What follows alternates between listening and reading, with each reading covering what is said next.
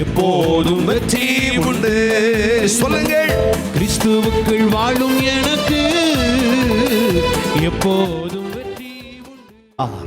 கண்ணீரோடு வந்திருப்பீர்களானால் உங்களுடைய கண்ணீரை காண்கிறேன் என்று சொல்லுகிறார்.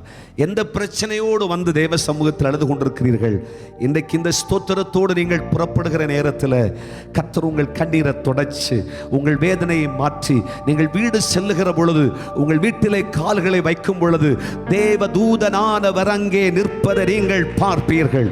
கர்த்தராகிய கிறிஸ்து இயேசு அங்கே பிரசன்னமாயிருப்பதை பார்ப்பீர்கள்.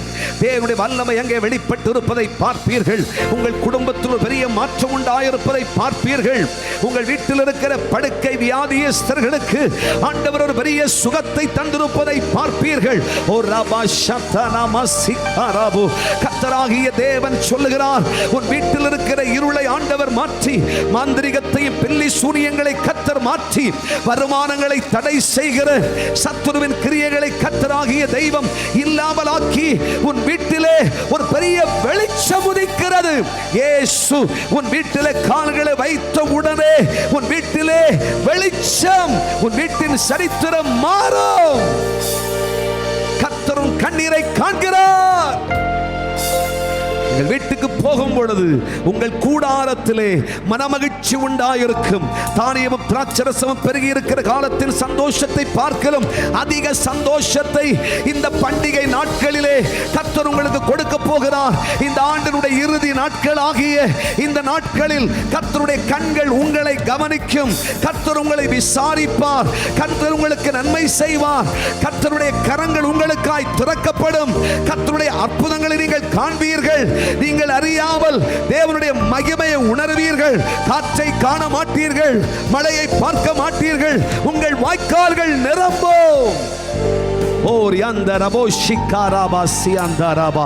கர்த்தரே அற்புதம் செய்வார். உங்களுக்காய் ஒரு துறவை கர்த்தர் திறப்பார். நிச்சயம் திறப்பார். நீங்கள் காற்றையும் காண மாட்டீர்கள், மழையும் பார்க்க மாட்டீர்கள். ஆனால் உங்க வாய்க்கால் எல்லாம் நிரம்பும். ஆமென். உங்க குடும்பத்தில் இன்றைக்கு நீங்கள் போய் கால்களை வைக்கும் பொழுது தெய்வ பிரசன்னம் அங்கே உண்டாயிருப்பதை நீங்கள் பார்ப்பீர்கள். இதுவரையும் வீட்டுக்கு போகணும்னு சொன்னா மனசுக்கு பிடிக்காது. ஏனென்றால் வீட்டில் அவ்வளவு நோவுகள், அவ்வளவு கஷ்டங்கள், அவ்வளவு வேதனைகள், அவ்வளவு சஞ்சலங்கள் கட்டா இருக்குது. ஆனா கர்த்தர் சொல்றார், இன்று நீ உன் வீட்டில் கால்களை வைக்கும் பொழுது தேவதூதனானவர் கர்த்தர் அங்கே நிற்பதனை பார்ப்பாய்.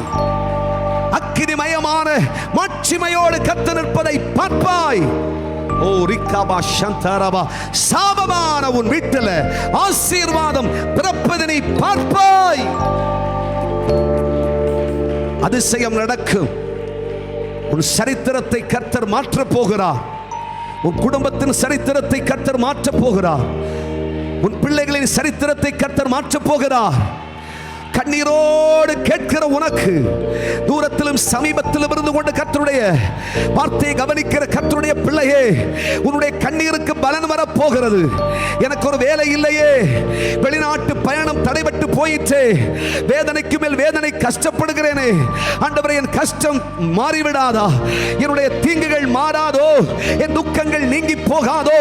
கர்த்தர் சொல்லுகிறார், நீ கலங்காதே, உன் கண்ணீரை கண்டே. தேவன் உன்னை எடுப்பித்து கட்ட போகிறார். உன் குடும்பத்தை கர்த்தர் எடுப்பித்து கட்ட போகிறார். தேவனுடைய கிரியையை பார்ப்பாய். வெற்றிடமாயிருக்கிற உன்னை கர்த்தர் நிரம்பி வழிகிற பத்திரமாய் மாற்றுவார்.